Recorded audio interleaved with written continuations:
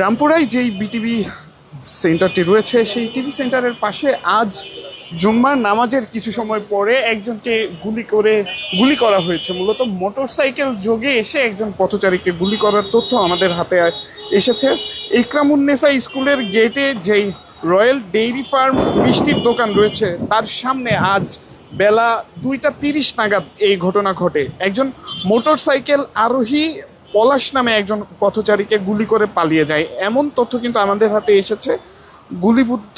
গুলিবিদ্ধ পলাশ ওরফে কাল্লা পলাশকে পার্শ্ববর্তী হাসপাতালে নিয়ে যাওয়া হয়। সেখানে তাকে খুবই গুরুতর অবস্থা তার হয় এবং আমরা দেখেছি সেই হাসপাতাল থেকে তাকে ঢাকা মেডিকেল কলেজ হাসপাতালে নিয়ে যেতে বলা হয় এবং সেখানে কিন্তু বর্তমানে আমরা পুলিশের কাছ থেকে যেই তথ্য পেয়েছি সেই অনুযায়ী গুলিবিদ্ধ পলাশ আইসিইউতে আছে। তবে আমরা ইতোপূর্বে আমাদের প্রাথমিক যেই সূত্র সেই সূত্র অনুযায়ী গুলি খাওয়ার পরেই পলাশের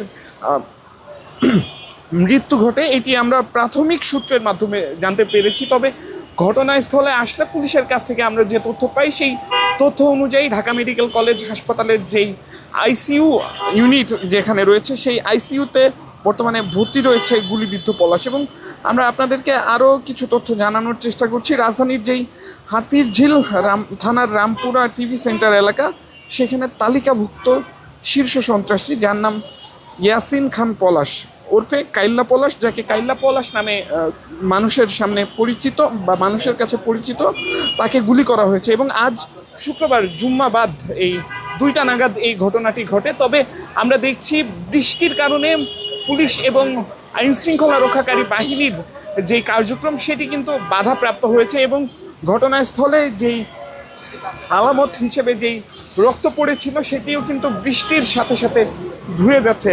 আমরা এই রাস্তাটি আপনাদেরকে দেখানোর চেষ্টা করব। ঠিক রামপুরার যেই টিভি সেন্টার সেই টিভি সেন্টার এলাকায় আজ এই ঘটনাটি ঘটে। আমরা আপনাদেরকে সেই বিষয়টি জানানোর চেষ্টা করছি। আমরা আরও একজনের সাথে একটু কথা বলবো। কি হয়েছিল, আপনি কি দেখেছেন? ডিউটি থেকে ফেরার সময় আমি দেখতে পারলাম যে পুলিশ সদস্য নিয়ে আমি দৌড়ে রাস্তার উপরে আসার পর তাকে দরাদরি করে নিয়ে তাকে রিক্সাতে নিয়ে হাসপাতালে নিয়ে যায়। আর হয়নি। আপনি যখন গুলি শব্দটি শুনেন তখন কোথায় ছিলেন?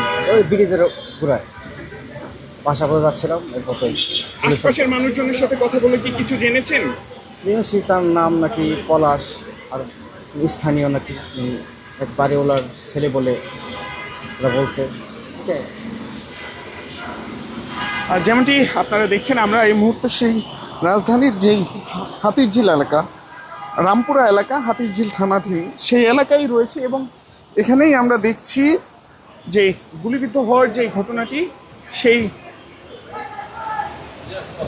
ঘটনার কারণে কিন্তু আমরা দেখছি র্যাব এবং অন্যান্য যারা পুলিশের যে অন্যান্য ইউনিটগুলো রয়েছে তারা কিন্তু এখানে কাজ করার চেষ্টা করছেন। তবে তীব্র বৃষ্টির মাঝে তাদের কিন্তু কার্যক্রম ব্যাহত হচ্ছে এবং আমরা এই মুহূর্তে সেই দৃশ্যই দেখানোর চেষ্টা করছি। ঠিক এইখানটাই আজ দুপুর 2টা 30 নাগাদ কিন্তু গুলির ঘটনাটি ঘটে এবং সেই ইয়াসিন পলাশ নামে একজনকে, যিনি এখানকারই বাসিন্দা, তাকে কিন্তু গুলি করা হয় এবং সেই গুলির ঘটনায় কিন্তু তিনি গুরুতরভাবে আহত হন এবং আমাদের হাতে একাধিক ভিডিও এসেছে যেটি আমরা আপনাদেরকে জানানোর চেষ্টা করছি।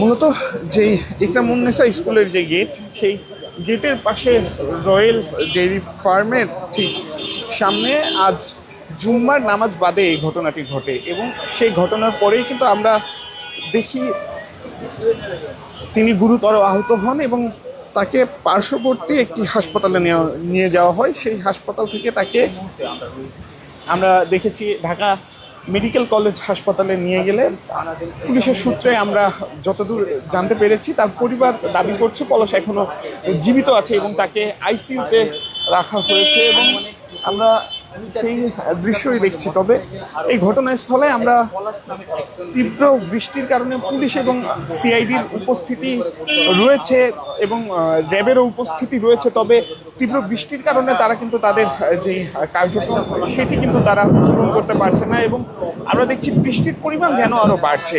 ঠিক যেই জায়গাটিকে ঘিরে রেখেছে পুলিশ সদস্যরা, ঠিক সেই জায়গাটিতেই কিন্তু কিছু ঘন্টা দেড়েক পূর্বে এই গুলির ঘটনাটি ঘটে এবং সেখানেই কিন্তু গুলিবিদ্ধ হওয়ার পর লুটিয়ে পড়েন সেই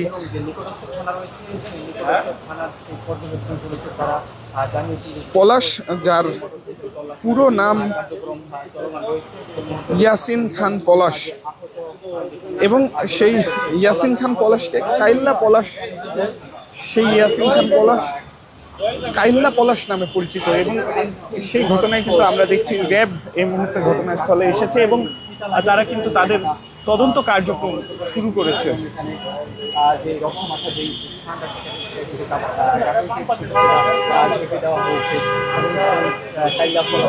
ঢাকা মেডিকেল অবস্থা নেওয়া হয়, জানা যায় যে তিনি গুরুতর আহত হয়েছেন।